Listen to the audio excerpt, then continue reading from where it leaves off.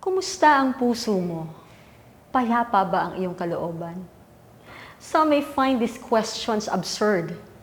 How can we be at peace when there is war in some parts of the world? When there is economic recession? When there is dispute or disagreements in the family? How can we find peace?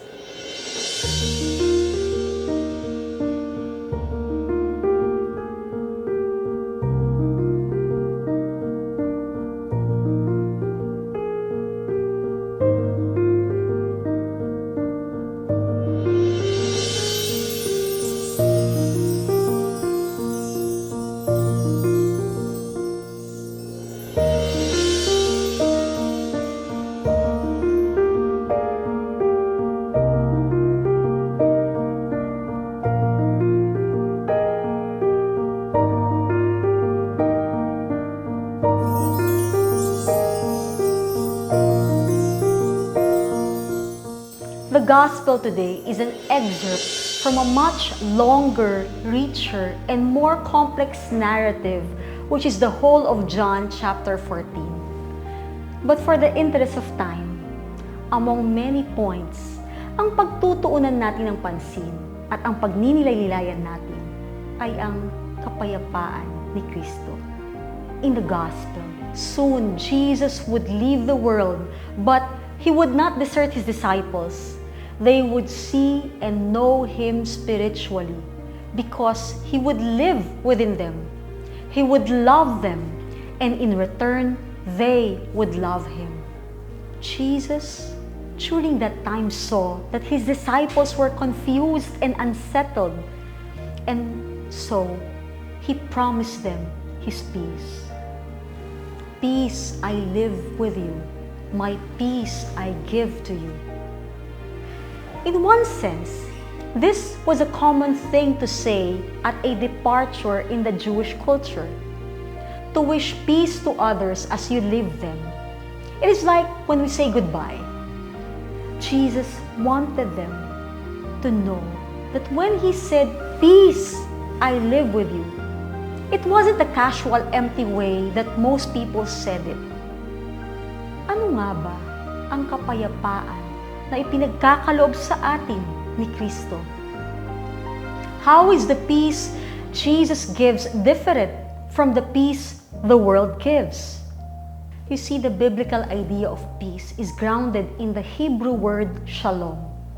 It means complete, buo o whole.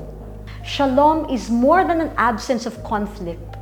In fact, one of the indicators for Christ's shalom is the way it sustains us in the middle of conflict and strife.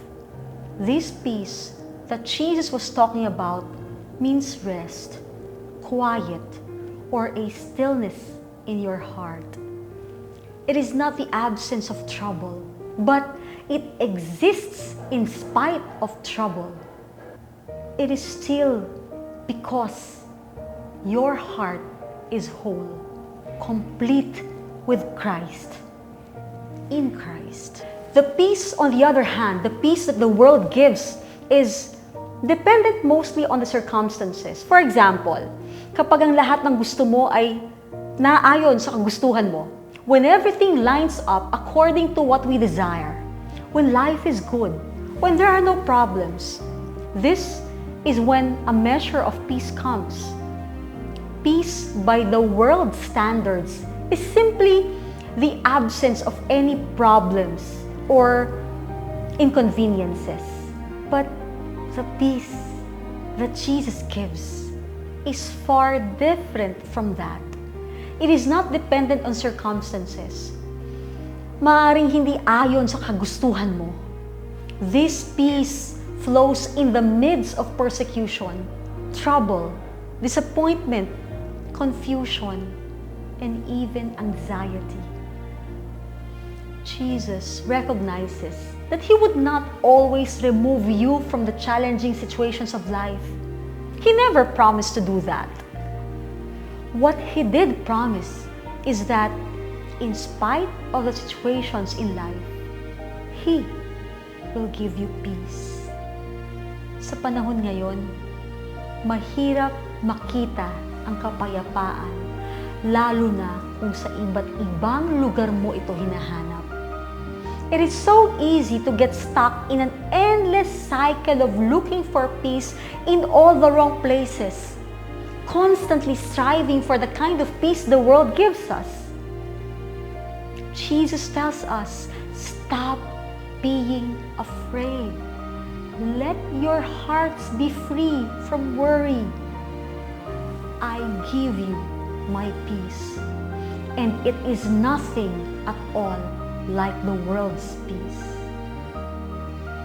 The peace that Jesus offers is not dependent upon our leaders or our income or finances. It is in us. His peace is something we can know in our hearts and can be translated out in the world when we love one another.